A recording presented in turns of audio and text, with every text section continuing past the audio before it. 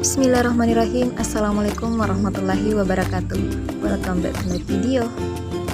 Perkenalkan, nama saya Murni, Prodi Pendidikan Matematika kelas D Angkatan 2019, Fakultas Keguruan dan Ilmu Pendidikan Universitas Sulawesi Barat. Baik, pada video kali ini saya akan membahas tentang pangkat, akar, dan logaritma. Dalam hal ini untuk memenuhi tugas mata kuliah Matematika Sekolah 2 dan pembelajaran. Adapun pembahasan yang pertama yaitu pangkat. Bentuk pangkat digunakan untuk menuliskan bentuk perkalian dengan bilangan yang sama dan berulang-ulang dalam bentuk yang lebih sederhana. Pangkat bilangan dalam matematika dapat berupa pangkat bilangan positif, bilangan berpangkat 0, dan bilangan berpangkat negatif. Nah, untuk yang pertama yaitu pangkat bilangan positif, di mana jika A adalah bilangan real dan N bilangan bulat positif, maka A pangkat N adalah hasil kali N buah faktor yang masing-masing faktornya adalah A. Sehingga pangkat bulat positif secara umum dinyatakan dalam bentuk A pangkat N sama dengan A dikali A dikali A dikali A sebanyak N faktor, di mana A merupakan bilangan pokok atau basis, N merupakan pangkat atau eksponen, dan A pangkat N merupakan bilangan berpangkat. Nah, untuk lebih jelasnya, perhatikan contohnya, yaitu 3 pangkat 4 sama dengan 3 dikali 3 dikali 3 dikali 3 sebanyak 4 kali sama dengan 81. Selanjutnya yang kedua yaitu bilangan berpangkat 0, di mana untuk A elemen real dan A tidak sama dengan 0, maka berlaku A pangkat 0 sama dengan 1. Contohnya 2 pangkat 0 sama dengan 1. Nah, selanjutnya yang ketiga yaitu bilangan berpangkat negatif, di mana untuk A elemen real dan A tidak sama dengan 0, maka dapat didefinisikan A pangkat negatif N sama dengan 1 per A pangkat N. Nah, untuk lebih jelasnya perhatikan contohnya, di mana 3 pangkat negatif 2 sama dengan 1 per 3 pangkat 2. Nah, selanjutnya dalam mempelajari bentuk pangkat, ada beberapa sifat-sifat bilangan berpangkat yang harus kita ketahui. Apa saja sifat-sifat bilangan berpangkat? Nah, adapun sifat-sifat bilangan berpangkat, yang pertama, sifat perkalian bilangan berpangkat, di mana untuk A elemen real dan Mn bilangan bulat positif, maka berlaku A pangkat M dikali A pangkat N sama dengan A pangkat M ditambah N. Sifat yang kedua yaitu sifat pembagian bilangan berpangkat, di mana untuk A elemen real dan A tidak sama dengan 0 dan Mn bilangan bulat positif yang memenuhi M lebih besar dari N, maka berlaku A pangkat M dibagi A pangkat N sama dengan A pangkat M per A pangkat N sama dengan A pangkat M dikurang N. Nah, sifat yang ketiga yaitu sifat pangkat dari bilangan berpangkat, di mana untuk A elemen real dan Mn bilangan bulat positif, maka berlaku dalam kurung A pangkat M balas kurung pangkat N. Adapun sifat yang keempat yaitu sifat pangkat dari perkalian bilangan berpangkat, di mana untuk A, B elemen real dan N bilangan bulat positif, maka berlaku dalam kurung A dikali B balas kurung pangkat N sama dengan A pangkat N dikali B pangkat N. Kemudian sifat yang kelima yaitu sifat pangkat dari pembagian bilangan, di mana untuk A, B elemen real, B tidak sama dengan 0 dan N bilangan bulat positif, maka berlaku dalam kurung A per B balas kurung pangkat N sama dengan A pangkat N per B pangkat N. Selanjutnya kita beralih ke pembahasan kedua, yaitu akar. Bentuk akar adalah akar dari suatu bilangan rasional yang hasilnya berupa bilangan irasional. Dalam bilangan bentuk akar atau radikal, ada 3 bagian yang perlu diketahui, yaitu lambang bentuk akar, radikan, dan indeks. Secara umum, bentuk akar ditulis dalam bentuk sebagai berikut. Nah, bentuk tersebut dibaca akar pangkat N dari A, di mana akar pangkat N dari A itu disebut sebagai bentuk akar atau radikal. Kemudian, bentuk akarnya disebut dengan lambang bentuk akar. Kemudian N disebut sebagai indeks atau pangkat akar, dan A disebut sebagai radikan atau bilangan di bawah tanda akar, dengan A bilangan real positif untuk N bilangan asli, dan untuk N bilangan ganjil A dapat berupa bilangan real negatif. Berikutnya tentang bentuk-bentuk akar. Bentuk-bentuk akar terbagi menjadi 2. Yang pertama, akar senama, di mana suatu bentuk akar dikatakan akar senama jika indeks atau pangkat akarnya sama. Contohnya, akar pangkat 3 dari 5, akar pangkat 3 dari 10, dan akar pangkat 3 dari 11. Ketiga akar ini mempunyai indeks 3. Selanjutnya, akar sejenis, di mana suatu bentuk akar dikatakan akar sejenis jika indeks dan radikannya sama. Misal, akar pangkat 3 dari 2, 2 akar pangkat 3 dari 2, dan 5 akar pangkat 3 dari 2. Ketiga akar ini mempunyai indeks 3 dan radikan 2. Selanjutnya adalah sifat-sifat bentuk akar. Seperti halnya bilangan pangkat, bentuk akar pun memiliki sifat-sifat tertentu, yaitu untuk A, elemen D bilangan real dengan N bilangan asli yang sesuai, maka berlaku sifat yang pertama, akar pangkat N dari A dikali akar pangkat N dari B sama dengan akar pangkat N dari A dikali B. Sifat yang kedua, akar pangkat N dari A per akar pangkat N dari B sama dengan akar pangkat N dari A per B. Kemudian sifat yang ketiga, P akar pangkat N dari A plus minus Q akar pangkat N dari A sama dengan dalam kurung P plus minus Q balas kurung akar pangkat N dari A. Sifat-sifat bentuk akar di atas menjelaskan bahwa perkalian dua bentuk akar senama dengan indeks N sama dengan perkalian radikan dari masing-masing bentuk akar dengan indeks N. Hal demikian berlaku juga untuk operasi pembagian bentuk akar senama.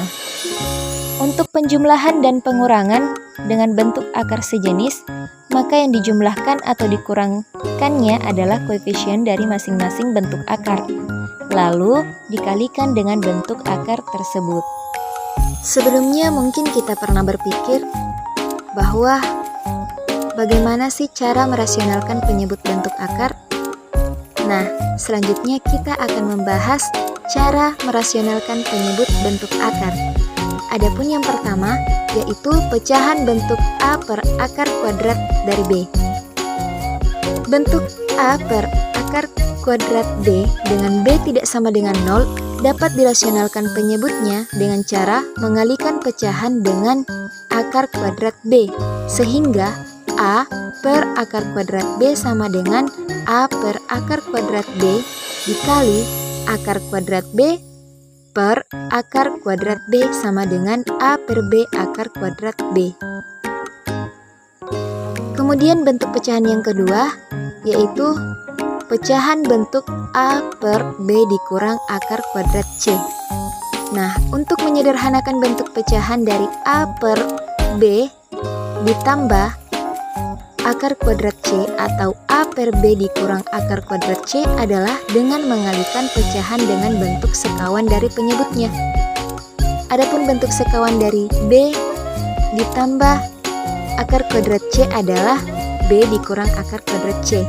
Sebaliknya, bentuk sekawan dari B dikurang akar kuadrat C adalah B ditambah akar kuadrat C.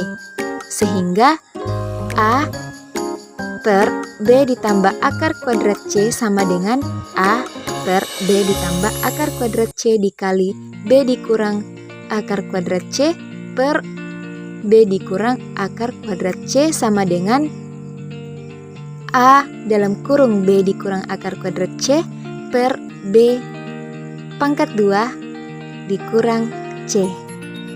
Begitupun dengan A per B dikurang akar kuadrat C sama dengan A per B dikurang akar kuadrat C dikali B ditambah akar kuadrat C per B ditambah akar kuadrat C sama dengan A dalam kurung B ditambah akar kuadrat C per B kuadrat dikurang C. Bentuk pecahan yang ketiga yaitu pecahan bentuk A per akar kuadrat B dikurang akar kuadrat C.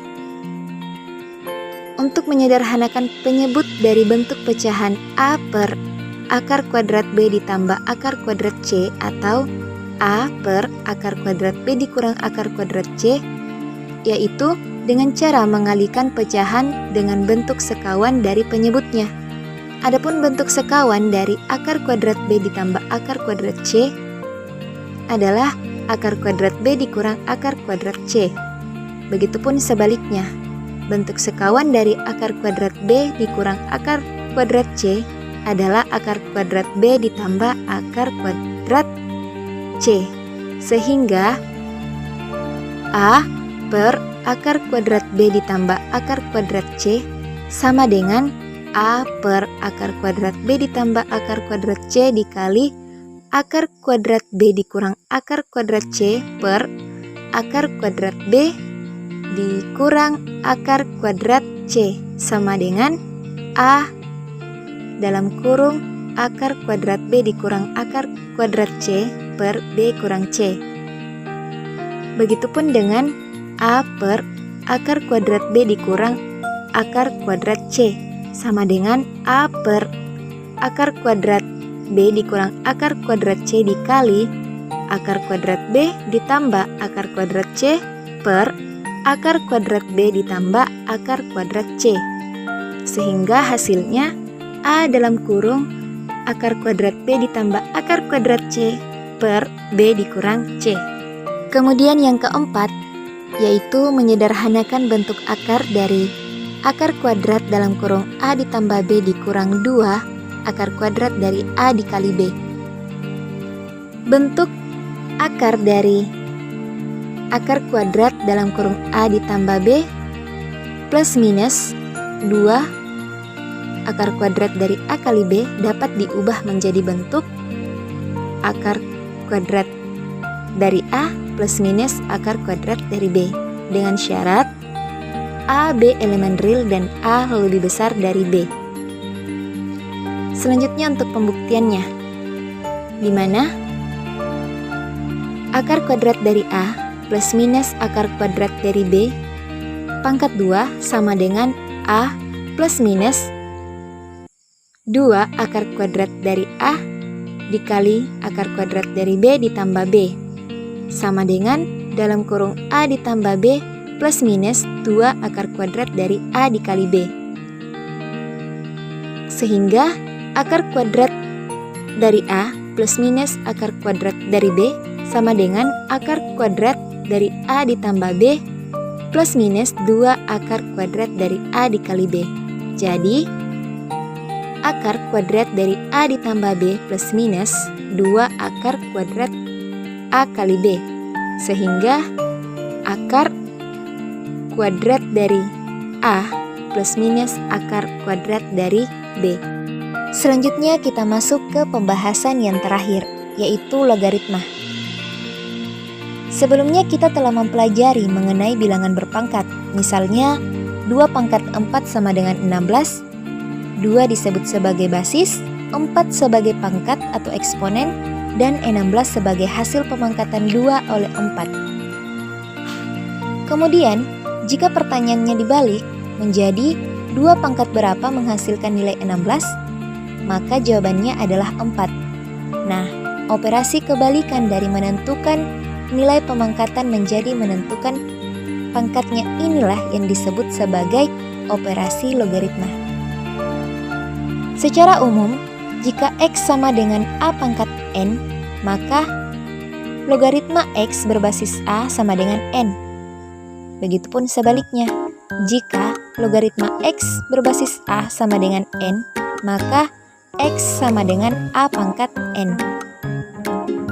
Hubungan antara bilangan berpangkat dan logaritma dapat dinyatakan sebagai berikut. Bisa kita perhatikan bersama, di mana jika logaritma X berbasis A sama dengan N, maka X sama dengan A pangkat N. Di mana A merupakan bilangan pokok atau basis, A lebih besar dari 0 dan A tidak sama dengan 1. X merupakan numerus atau yang dicari nilai logaritmanya dan X lebih besar dari 0. N merupakan hasil logaritma. Adapun contohnya yaitu logaritma 9 berbasis 3 sama dengan 2, maka 9 sama dengan 3 pangkat 2. Sehingga dapat disimpulkan bahwa bentuk logaritma dapat dinyatakan dalam bentuk pangkat dan sebaliknya, bentuk pangkat dapat dinyatakan dalam bentuk logaritma. Selanjutnya tentang sifat-sifat logaritma. Ada 9 sifat logaritma yang akan saya bahas. Sifat yang pertama yaitu untuk A lebih besar dari 0 dan A tidak sama dengan 1, maka berlaku logaritma A berbasis A sama dengan 1, logaritma 1 berbasis A sama dengan 0, logaritma 10 berbasis 1 sama dengan 1. Sifat yang kedua, untuk A lebih besar dari 0 dan A tidak sama dengan 1, X lebih besar dari 0 dan Y lebih besar dari 0, serta A, X, dan Y elemen real, maka berlaku logaritma X berbasis A ditambah logaritma Y berbasis A sama dengan logaritma X dikali Y berbasis A.